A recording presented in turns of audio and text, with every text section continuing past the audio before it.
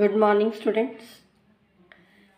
Today we will discuss lower and upper central series for a group. So, first of all, we define lower central series for a group G. So, let us take G is a group and we consider a sequence of subgroups of G. We have denoted this sequence by the members gamma ig. Here I is greater than or equal to 1. This sequence of subgroups of G is lower central series for the group G, which is defined inductively as follows. For I is equal to 1, we have defined the first member of the sequence gamma 1g, which is defined as gamma 1g is equal to j. And for I greater than 1, as an induction step, let us assume I minus 1th member of the sequence has been defined already. And we define the ith member gamma ig as the commutator of group G with gamma I minus 1g. Now, we proved that these members gamma ig, these are normal in G. We proved this by induction on I. For I is equal to 1, we have defined gamma 1g is equal to J. And J is normal subgroup of itself. So we can say that gamma 1g is normal subgroup of G. So we have proved the result for I is equal to 1. Now, let us assume I is greater than 1 and as an induction step, gamma I minus 1g is normal subgroup of G. Now to prove gamma ig is normal in G.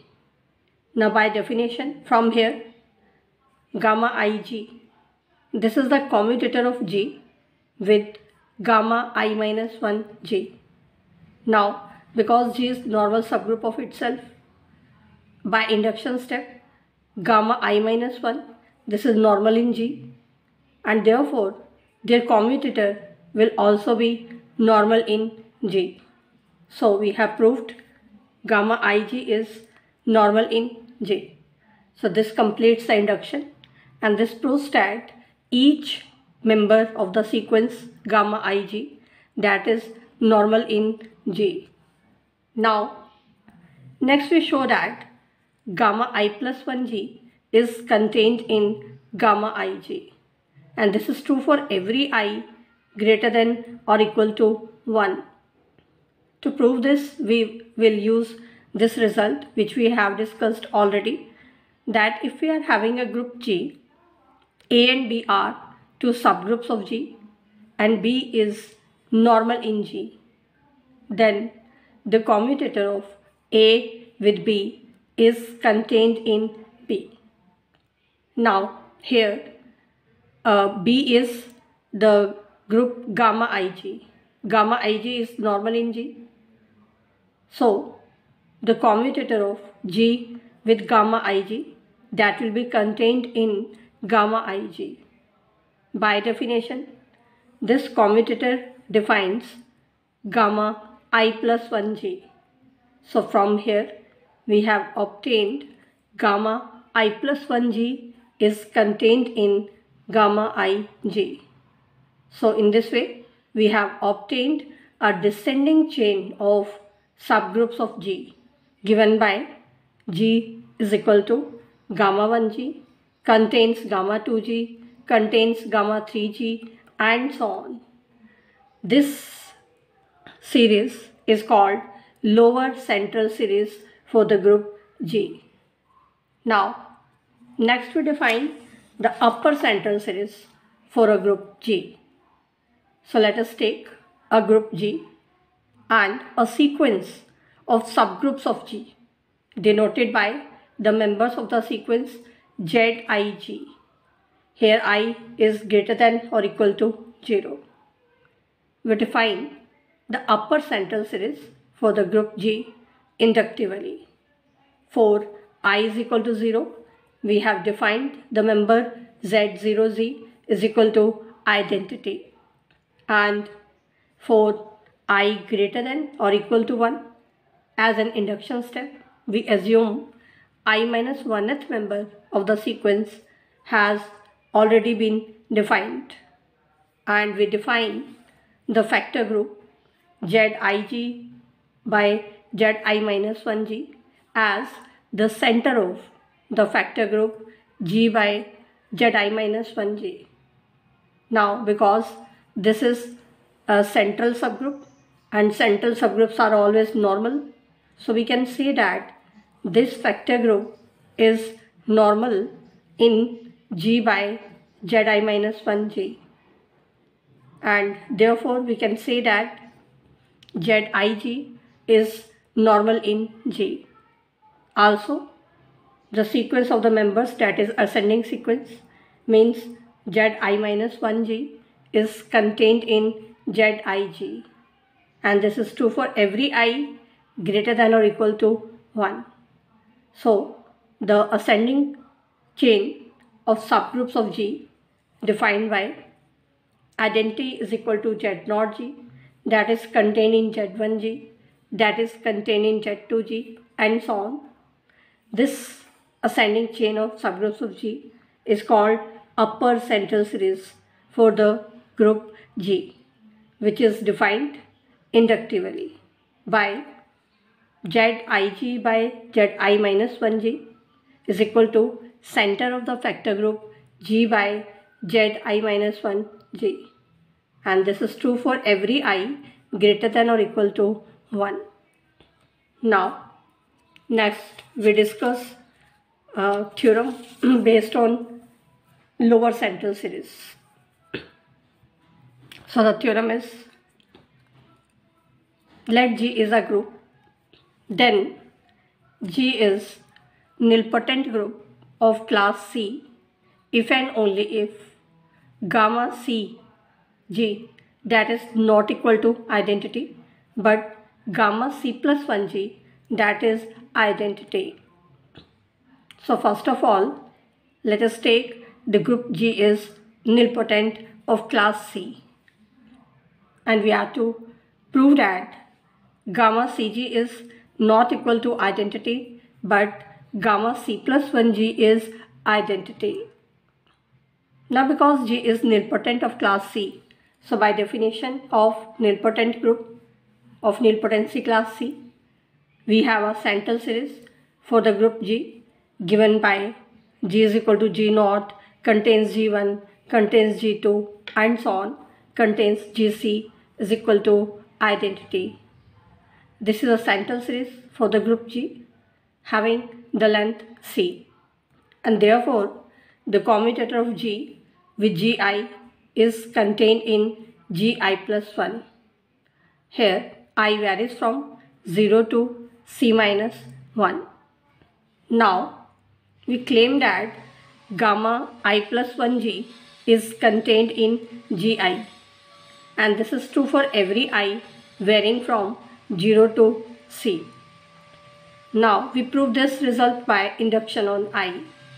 For I is equal to 0, from here gamma I plus 1G becomes gamma 1G, and gamma 1G is G. So we can say that gamma 1G is contained in G naught. So this result is proved for I is equal to 0. Now, as an induction step, let us assume that I is greater than 0 and gamma Ig is contained in Gi minus 1. Now we are to prove the result for I plus 1. So let us consider gamma I plus 1G. By definition of lower central series, gamma I plus 1 is defined as the commutator of G with gamma Ig. Now from here, gamma Ig is contained in Gi minus 1. So this commutator is contained in the commutator of G with Gi minus 1. Now the commutator of G with Gi minus 1 is contained in Gi. So this proves that gamma I plus 1 G is contained in Gi for every I varying from 0 to C. So this completes the induction. Because this is true for every I varying from 0 to C. So in particular, if we put I is equal to C here, we get gamma C plus 1G is contained in GC. Now this member is identity. So we can say that gamma C plus 1G is equal to identity. So this proves one of the parts. Now to prove gamma CG is not equal to identity, we prove it by contradiction. Let if possible gamma CG is identity. So we have a central series for the group G given by G is equal to gamma 1G contains gamma 2G and so on contains gamma CG, and gamma CG is identity. So this is a central series of length C minus 1 for the group G. So G is nilpotent group of class at most C minus 1. But this is a contradiction because we are having G as nilpotent of class C. So this contradiction proves that gamma CG is not equal to identity. So this completes the proof of first part of the theorem. Now we do the converse part. Now in the converse part, we are given that gamma C plus 1G is identity and gamma CG is not equal to identity. We have to prove that G is nilpotent group of class C.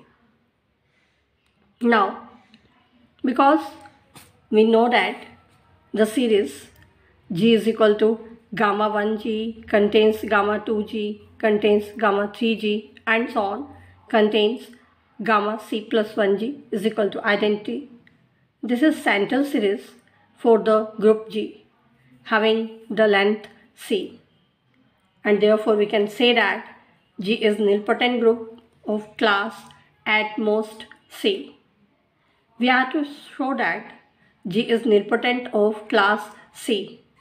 It means if we assume the nilpotency class of G less than C, we should get a contradiction. So let us assume the nilpotency class of group G is less than C. This class we have taken as K, so K is less than C. Now G will have a central series given by G is equal to G naught contains G1 contains G2 contains G3 and so on contains Gk is equal to identity. Now because gamma K plus 1 G that is contained in Gk and Gk is identity, so gamma K plus 1 G is identity. Now because K is less than C, so K plus 1 will be less than or equal to C, and this series is descending, so gamma Cg will be contained in gamma K plus 1 G. Gamma K plus 1 G is identity, so we get gamma Cg is equal to identity. This is a contradiction to given hypothesis because we are given that gamma Cg is not equal to identity. So this contradiction proves that our assumption is wrong. K cannot be less than C. So we can say that K is equal to C. So this proves that G is nilpotent group of class C.